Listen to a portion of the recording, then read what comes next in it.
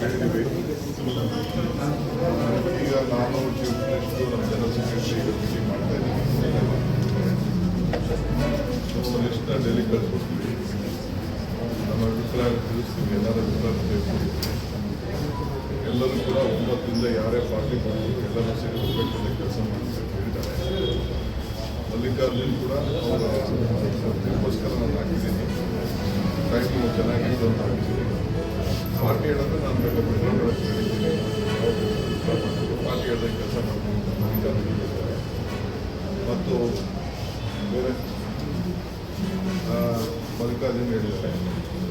Minority leaders ಕೂಡ ಅವರೆಲ್ಲ ಪಾರ್ಟಿಗೋಸ್ಕರ ನಾವೆಲ್ಲ ಒಗ್ಗಟ್ಟಿನಿಂದ ಪಾರ್ಟಿ ಅವರು ಕೂಡ ಎಲ್ಲರೂ ಪಾರ್ಟಿ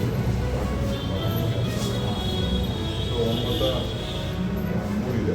ನಮ್ಮ ಅಭಿಪ್ರಾಯನ ತಿಳಿಸ್ತೀವಿ. ಖಂಡಿತ ಇವತ್ತೇ ತೀರ್ಮಾನ ಮಾಡಿ ಡೆಲ್ಲಿ ಕಳಿಸ್ತೀವಿ. ಅಲ್ಲಿ ಸಿ ಕೂತ್ಕೋಬೇಕು. ಅವ್ರು ಕೂತ್ಕೊಂಡು ನಮಗೆ ಫಸ್ಟ್ ಕಮ್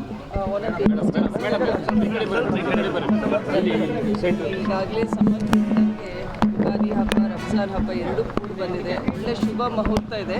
ಆದ್ದರಿಂದ ಒಂದು ಸೆಟ್ ನಾಮಿನೇಷನ್ ಇವತ್ತು ಫೈಲ್ ಮಾಡೋಣ ಅಂತ. ಇನ್ನೇನು ಬಿ ಫಾರ್ಮ್ ಬಂದಮೇಲೆ ಅಧಿಕೃತವಾಗಿ ಸೋಮವಾರ ಫೈಲ್ ಮಾಡ್ತಾ ಇದ್ದೀವಿ. ಹಿಂದೆ ಕೂಡ ಅಪ್ಪಾಜಿಯವರು ಫೈಲ್ ಮಾಡಿದ್ದಾರೆ ವಿದೌಟ್ ಬಿ ಫಾರ್ಮ್.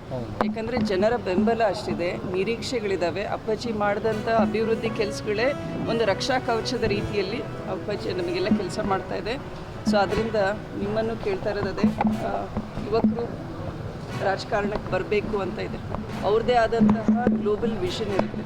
ಈಗ ನಾವೆಲ್ಲೇ ನೋಡಿದ್ರೂ ಕೂಡ ನಮ್ಮ ಎನ್ವೈರ್ನ್ಮೆಂಟ್ ಇರ್ಬೋದು, ಗ್ಲೋಬಲ್ ರಿಲೇಷನ್ಸ್ ಇರ್ಬೋದು, ಈಗ US ನಡೀತಾ ಇರೋವಂಥ ಯುದ್ಧದ ಬಗ್ಗೆ ಗೊತ್ತಿದೆ ನಿಮಗೆ ಯಾವ ರೀತಿ ನಡೀತಾ ಇದೆ ಅಂತ. ಸೊ ಆದ್ದರಿಂದ ಯುವಕರಲ್ಲಿ ಅವ್ರದ್ದೇ ಆದಂತಹ ಒಂದು ದೃಷ್ಟಿಕೋನ ಇರುತ್ತೆ. ಇವತ್ತು ಯುಗಾದಿ ಹಬ್ಬ ಹೊಸ ಚಿಗುರ್ತಾ ಇದೆ. ಸೊ ಅದೇ ರೀತಿಯಿಂದ ಯುವಕರು ಕೂಡ ಇವತ್ತು ರಾಜಕಾರಣಕ್ಕೆ ಬರಬೇಕು ಅಂತ ಬೆಂಬಲ ಕೊಡ್ತಾ ಇದೆ ಪ್ರತಿಯೊಂದು ಪಕ್ಷದಲ್ಲೂ ಕೂಡ, ಮಹಿಳೆಯರ ಜೊತೆ ಯುವಕರಿಗೂ. ಸೊ ನಾವು ಕೂಡ ಇವತ್ತು ಟೈಮ್ ಮೀರ್ತಾ ಇದೆ. ಸೊ ನಾಮಿನೇಷನ್ ಫೈಲ್ ಮಾಡಿದ್ಮೇಲೆ ನೆಕ್ಸ್ಟ್ ಮಾತಾಡೋದು.